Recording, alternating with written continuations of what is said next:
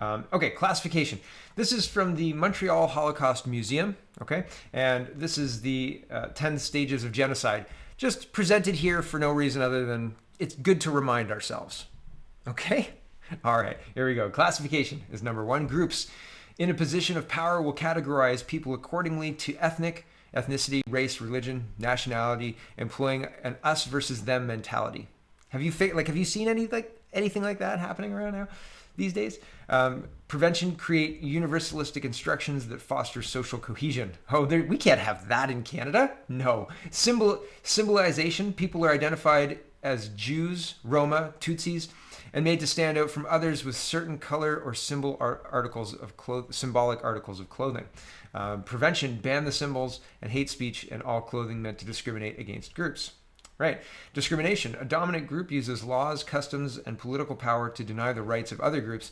The powerless group may not be granted full civil rights or even citizenship. Prevention. Well, they've got all these suggestions for prevention, but we're ignoring all of those. Dehumanization. Number 4. The diminished value of the discriminated group is communicated through propaganda.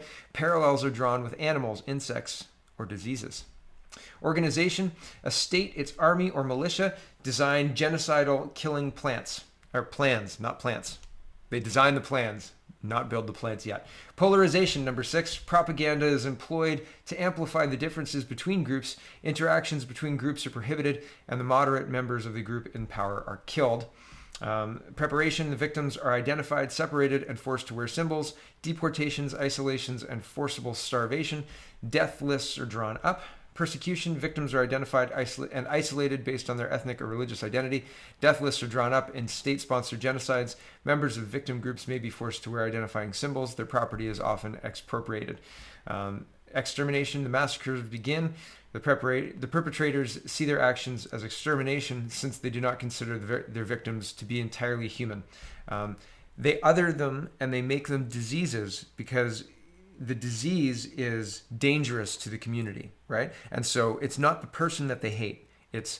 They're protecting the community. They have to do this, right? It's the nature of the disease that it has to be exterminated. It has to be burned out, right? It's disgust as well, right? So, and they utilize this because you can't get people to hate other people easily, but you can get people to destroy a disease that's destroying their economy and their supply chain and all that other stuff very easily, right?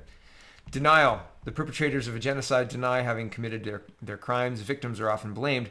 Evidence is hidden and witnesses are intimidated and or dealt with in the same way that they exterminated the people they wanted to get rid of, right? Because, well, I mean, why not, right? They've built that whole system, right?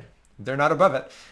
Here is Dr. William Mackis, and he says, totalitarianism doesn't care whether their claims are true or not. The only thing the COVID narrative has to do is it has to convince people to make the collective stronger.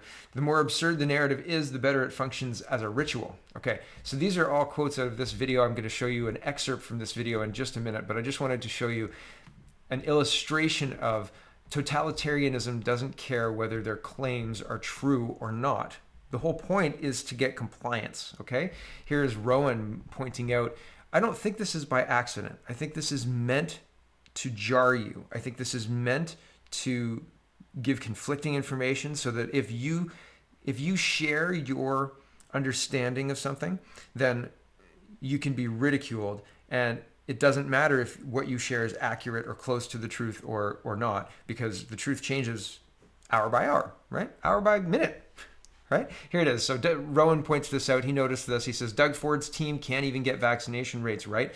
First, it was 87% fully vaxxed, and now it's 82%, half an hour later, inept. I don't think it's inept. I think this is part of a psychological strategy to keep people off balance, honestly, quite honestly. Because if you look at something and you tell somebody, well, we have 87% of the population vaxxed, right? And you're somebody who saw this and legitimately believed it, right? You see that, you think that's good information because it's tweeted by the premier of the province, Doug Ford, right?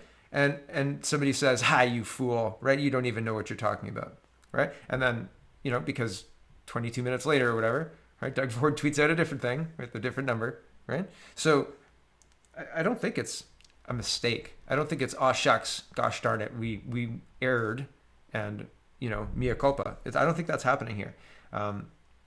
So I don't know. So this is Doug Ford says our province has reached yet another incredible milestone in our vaccine rollout. 22 million COVID-19 vaccines have now been administered. Together we can stop the spread. If you haven't already, book your shot now. If 87% of, like, what are there, 12 people? Like, how many people are you talking to here, Doug, that like haven't got the shot yet and really aren't interested? Are these the same? Yeah, so it's the same tweet. So I mean, error or not, this one got 106. This one got 106. Oh no, it doesn't say. It doesn't say how many tweets and retweets and whatever this got. It says what this one got: 3 tweets and 8 likes or whatever. Blah blah blah. Still, there's penetration. There is utility in being unclear with the data, right? And Doug Ford and his government are using that